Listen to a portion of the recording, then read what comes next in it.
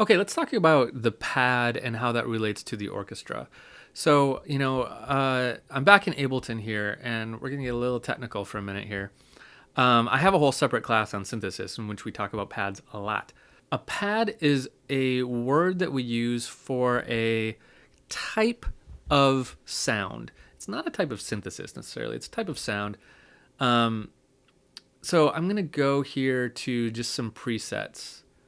And if I open, so this, without going into great detail about how Ableton Live, this program works, this analog is the name of a synthesizer here.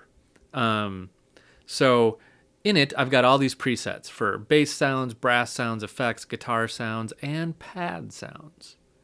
So let's open those up and let's listen to some of these. That's not a great one. Some of these are energetic. Some of them have a lot of grit to them.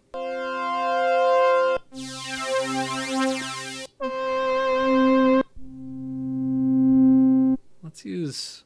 I like that one. So I'm going to load up that one. I'm going to play with it for a little bit. So what we like in a pad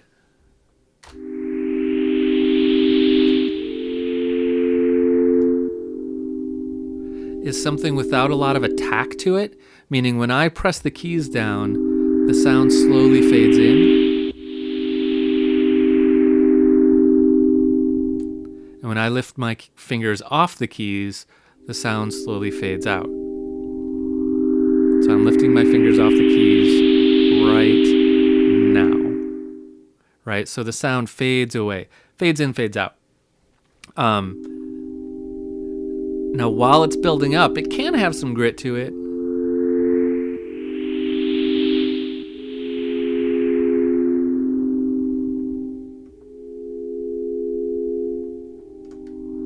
But it's very layered like that. So we can make layers of it. It can kind of fill out the sound. That's what a pad does. Now, pads work really well with orchestra. Check this out. Ignore the movie for a minute. I'm just going to throw the movie off the screen. And I'm just going to make a little section of pad here. Well, Kerrigan, get out and hit the pavements. Good luck. I know. Take care of my feet. Okay, sir. Oh, that Clinton kid been released yet? Not yet, Mr. Scally. He's hot as a firecracker. If you ask me, we better stay away from him for a while. I'm not asking you. Sometimes you say something that has a little set. Okay. So let me mute the audio for the movie because we're getting rid of that. So here's the pad that I just made.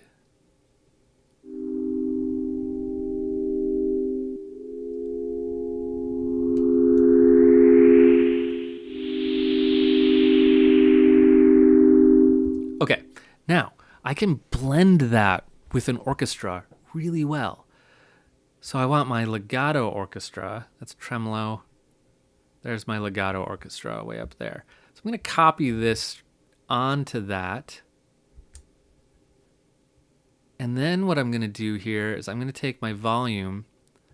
I'm going to turn it all the way down. And I'm going to fade it up. Not that loud, but I'm going to fade it up. Now I'm just going to take these notes, stretch them out to fill so that there's no empty gaps there. Same notes in the same places. And now I'm going to take the volume for this one. I'm going to slowly pull it down. Oops. Starting right about there. So now what we're going to hear is we're going to hear all the pad, and then the volume's going to go away. And here we're going to hear all the orchestra, and it is going to slowly, or we're going to hear no orchestra, and it's going to slowly come in. So at the end, we're going to only hear orchestra. Okay, so this is going to demonstrate how well these two things blend together. So let's hear it.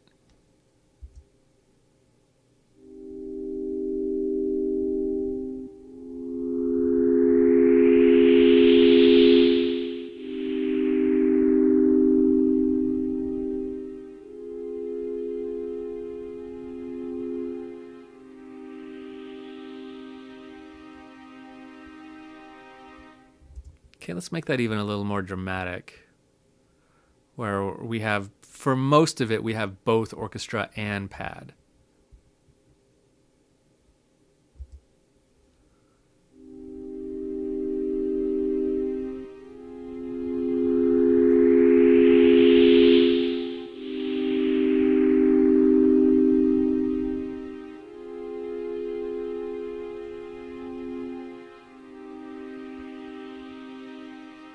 See, the shape of those sounds are roughly the same, where when you have a big string ensemble, you don't have these really harsh attacks. You can, but you typically don't in this context, especially not if we're using legato strings, right? Because legato means kind of slow. So the shape of the sounds, what we would call in the synthesis world as the envelope of the sound, is more or less the same. So these can blend really well. So we like to use pads and orchestra at the same time. They can serve a similar purpose, and they can combine to make a really interesting sound together. So if we're doing something completely electronic, we would use a pad sound. If we're doing something completely acoustic, we could use the orchestra. If we have the option of both, we can get really interesting and blend the two together. Now this is just one pad sound. I could use a whole bunch of other things here. Like, let's try that one. Why not, right? Let's get weird with it. And I'm going to fill in these gaps here too. Let's try that. Let's see what happens.